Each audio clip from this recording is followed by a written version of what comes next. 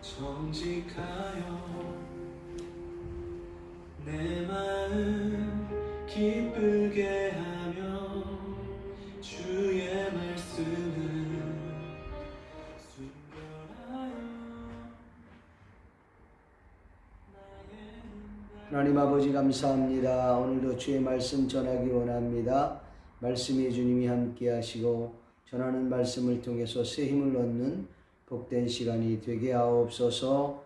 감사하고 예수님의 이름으로 기도하옵나이다. 아멘. 오늘 하나님께서 저와 여러분들에게 주시고자 하시는 은혜의 말씀의 제목은 부활을 의심한 도마라는 제목으로 말씀 전하기를 소원합니다. 이 말씀을 읽고 듣고 보는 가운데 성령 하나님의 폭포수와 같은 은총이 저와 여러분들에게 임할 수 있기를 존귀하신 예수님의 이름으로 간절히 축원합니다. 어느 날 고향 후배가 내게 찾아왔습니다 라고 하는 글귀가 있어서 여러분들에게 소개하려고 합니다. 그 후배가 대뜸 찾아와서 이렇게 말합니다. 형님, 저는 이제 교회를 다니지 않겠습니다 라고 말을 했어요. 눈이 아파 하나님께 일주일 동안 새벽 기도를 하며 심지어 아침 금식까지 하면서 눈을 고쳐달라고 했는데 하나님께서는 고쳐주기는커녕 오히려 눈이 더 나빠졌다는 것입니다. 그래서 이제 더 이상 교회를 다니지 않겠다고 결심을 했습니다. 그래서 나는 그에게 이렇게 대답했죠. 그거 참 잘됐다. 그만 교회를 나가라고 했지요. 그러자 이 후배가 태도를 바꾸면서 아니 형님 왜 그러세요? 나를 붙잡지 않는 자신을 붙잡지 않는 나의 태도에 그가 발끈하면서 물었습니다. 나는 의처증 환자 이야기를 그에게 비유로 설명해 주었습니다. 의처증 환자가 결혼을 하면 결혼한 그날부터 그 아내는 신혼생활이 아니라 감옥생활을 하게 되는 것입니다. 남편이 회사에 나가서 5분마다 집에 전화를 하는 거죠. 전화를 조금만 늦게 받아도 무슨 일이 있었냐, 어딜 갔다 왔냐, 누구를 만났냐, 막 이런 식으로 꼬치꼬치 물으니 이 아내는 이 전화기를 놓고 다닐 수가 없는 거예요. 그러니까 마음껏 목욕도 제대로 못하는 상황이 되는 것이죠. 하루는 이 의처증 환자가 아내와 함께 길을 가는데 주변 동네의 아저씨를 만나서 안녕하세요 라고 인사를 했는데 그 의처증 환자는 누구냐, 언제 만났냐,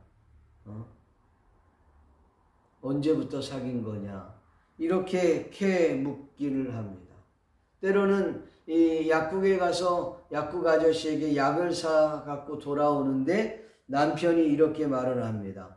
당신 그 약국 그 아저씨 보는 눈이 이상한데 그 눈초리가 여느새 그 눈초리와는 달라. 무슨 일이야? 언제부터 만났어? 언제부터 알았어? 이런 식으로 꽤 물으니 정말 미칠 것 같은 상황이 되는 것이죠. 예사롭지 않다고 하는 그런 눈에 자신은 정말 더 이상 살고 싶지 않은 상황이 된 것이죠. 어떻게 이런 남편과 같이 살 수 있겠습니까?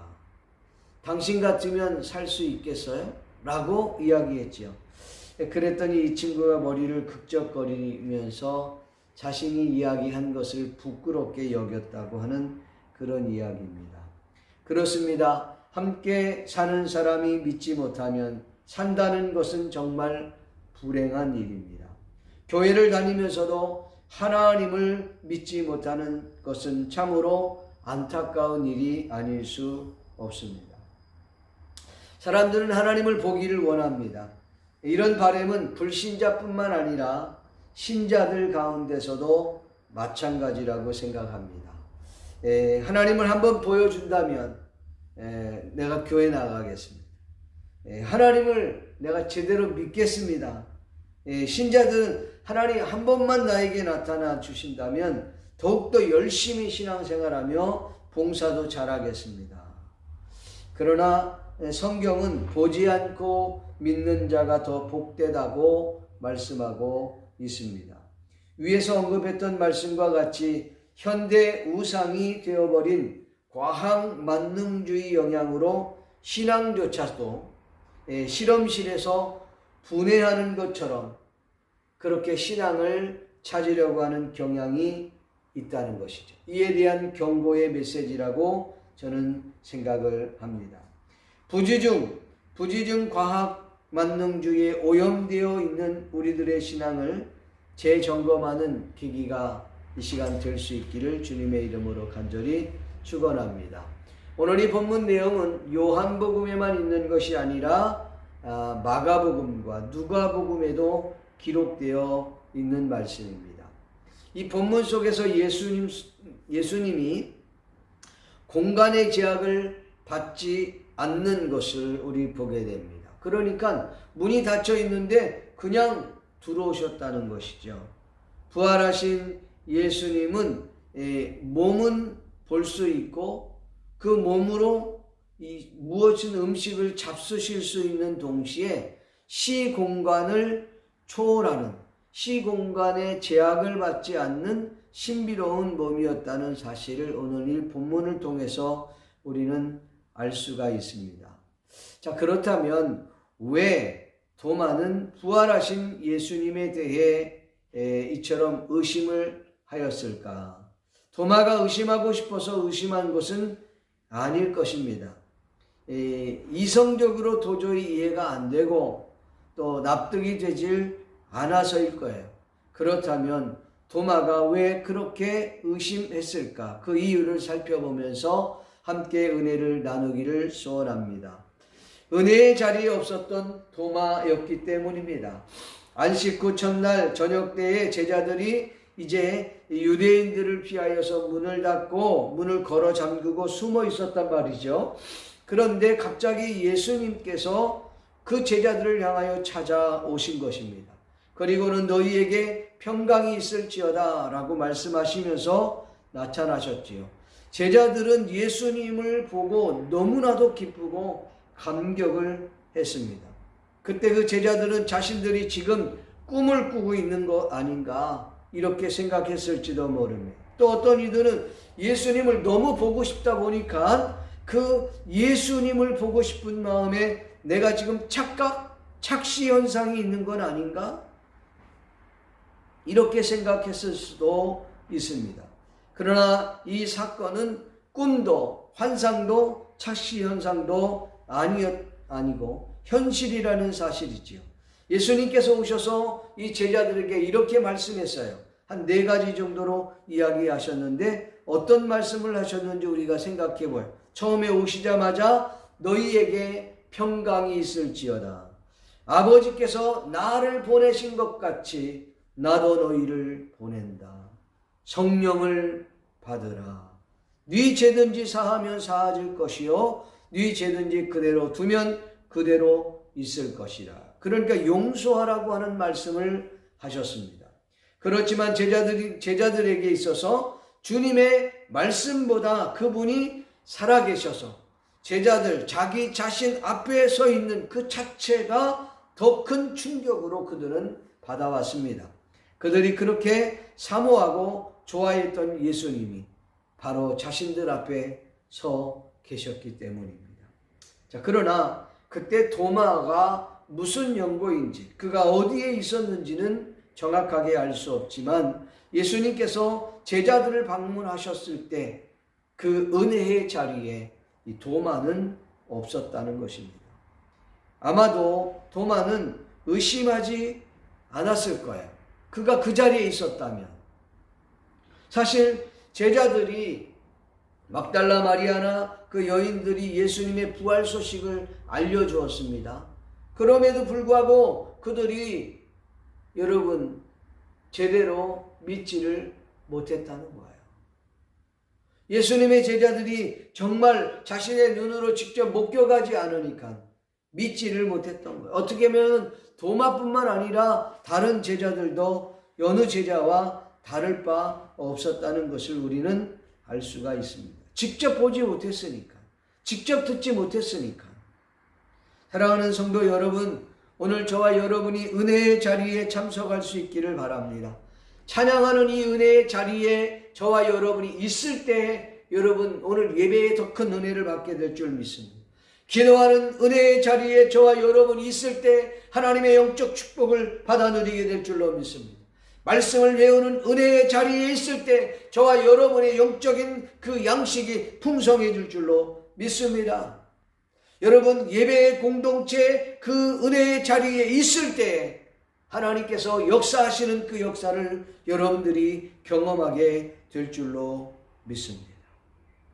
오늘 저와 여러분들이 그 은혜의 자리, 예배의 자리, 찬송하는 그 자리, 영적인 그 모임의 그 자리에 있기를 바랍니다. 요사이 많은 성도들이 예배를 소홀히 하는 것을 볼 수 있습니다. 안타깝기 그지없습니다. 그런데 이것을 꼭 아셔야 되는데 하나님께서 이 영적인 이 축복은 예배를 통해서 주신다는 사실을 아셔야 됩니다. 제자 훈련도 중요하고 성경 공부도 중요하고 여러분 내적 치유도 중요하고 다 중요해요. 그 자리가 은혜의 자리입니다. 그런데 우리가 영적으로 축복을 누릴 때에는 여러분이 예배의 공간을 통해서 하나님이 일하신다고 하는 사실을 잊지 않기를 바랍니다. 그래서 은혜의 자리에 저와 여러분이 빠지지 않기를 바랍니다. 우리 옆사람과 우리 은혜의 자리를 빠지지 맙시다. 한번 인사합시다. 은혜의 자리에 빠지지 맙시다. 또 이 도마가 왜 의심했을까? 그는 이성주의자이면서 경험론자였기 때문에 아마도 의심하게 되었던 겁니다. 도마는 도대체 어떤 성격의 소유자였을까? 그는 자신의 머리로 이해가 되지 않으면 믿지 않는 이성주의자라고 할 수 있을 겁니다. 또한 자신의 이해에다 손치더라도 직접 자신이 경험하지 않고는 절대 믿지 않는 그런 성격의 소유자였다는 것이지요. 요사는 과학만능주의, 과학적으로 증명이 되지 않으면 믿을 수 없다고 하는 과학만능주의에 살아가고 있는 사람들입니다. 도마가 이와 같은 성격이 오히려 예수님의 부활을 믿지 못하게 하는 장애물이 될 수 있었다는 것입니다.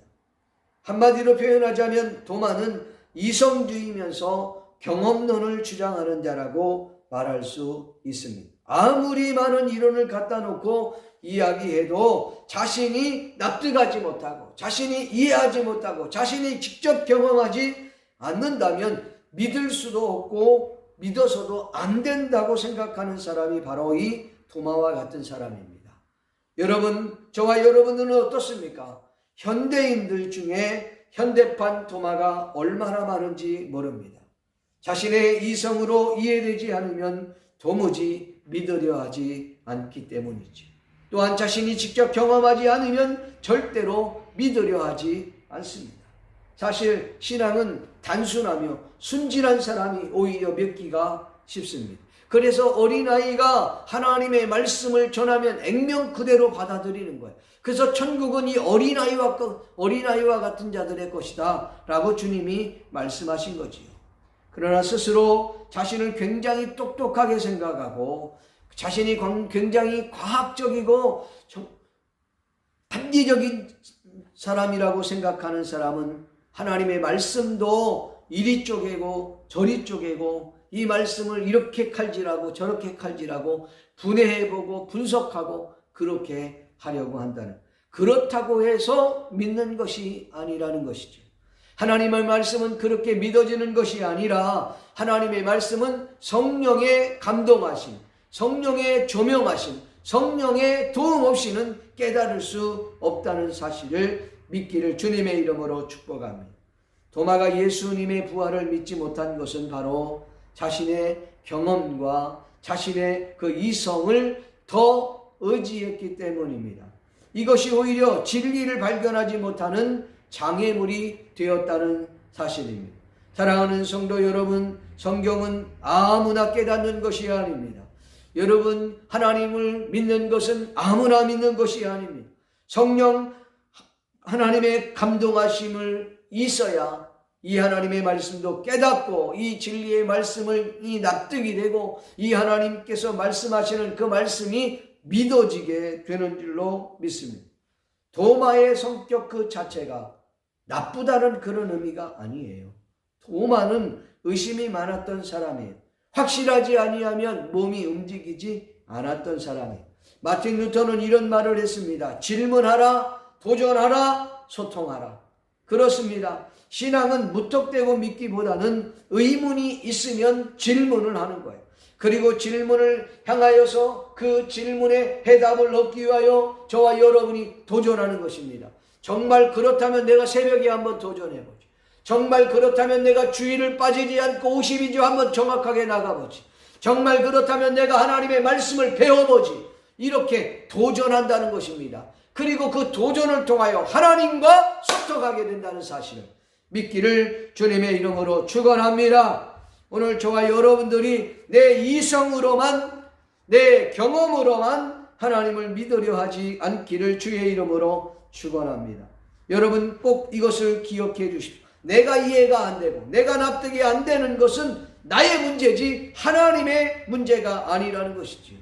내가 모자라서 깨닫지 못하고 내 IQ가 부족해서 깨닫지 못하는 것이지 하나님이 문제가 있어서 우리가 여러분 이해를 못하고 납득이 안 되는 것이 아니라는 사실입니다.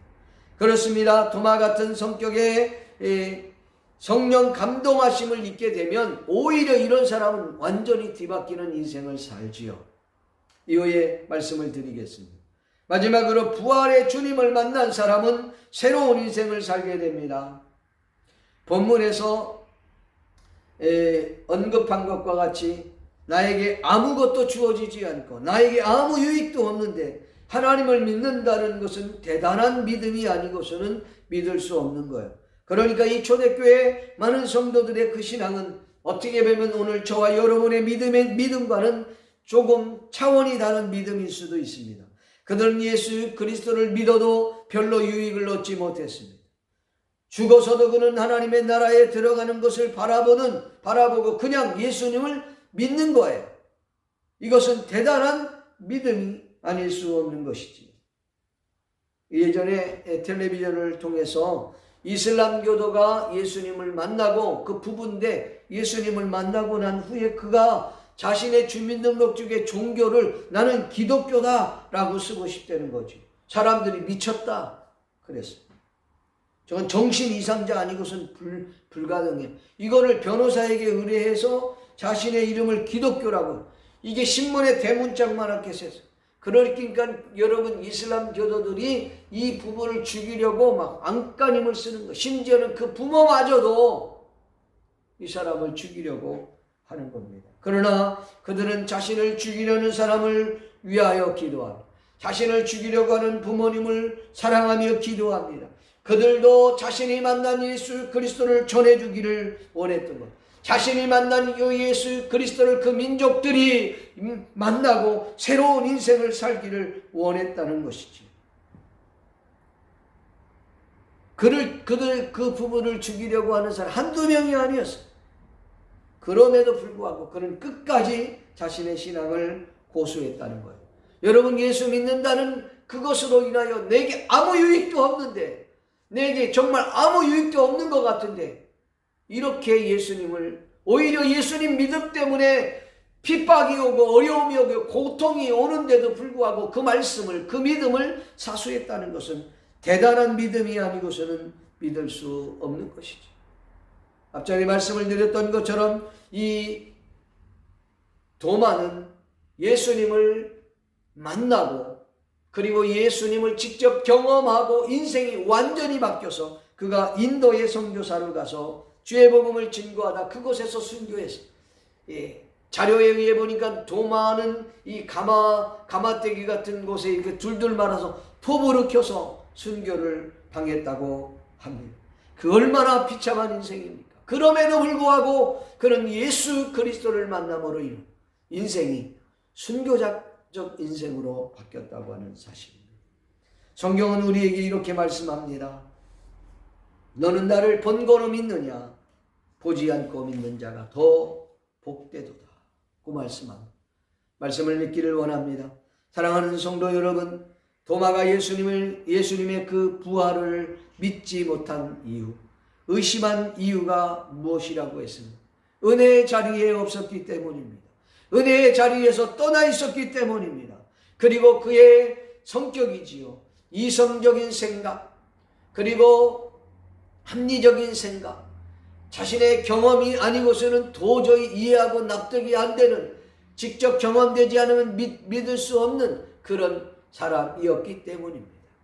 여러분, 우리가 기독교를 합리적으로 의심할 필요가 있어요. 그런데 우리가 한 가지 꼭 알아야 될 것은, 내가 부족해서, 내가 모자라서 이해 못하는 것뿐이지 성경이 잘못되고 하나님이 문제가 된 것이 아니라는 사실입니다. 오늘 이 부활의 아침에 저와 여러분들이 그 부활의 주님을 꼭 만남으로 말미암아 저와 여러분의 인생이 새롭게 바뀌어질 수 있기를 주님의 이름으로 간절히 축원합니다. 주님이 오늘 우리에게 말씀합니다. 너는 나를 본고로 믿느냐? 보지 않고 믿는 자가 더 복되다 말씀하셨던 것처럼 오늘 이 아침에 부활의 주님을 영적으로 소통할 수 있기를 주님의 이름으로 간절히 축원드립니다. 기도하겠습니다. 고마우시고 자비로우신 아버지 하나님, 주님의 은혜와 은총을 감사합니다. 오늘도 우리 주님께서 은혜를 베풀어 주시고 성령으로 충만할 수 있도록 은혜 허락하여 주시옵소서. 감사를 드리옵고 예수님의 이름으로 기도하옵나이다. 아멘.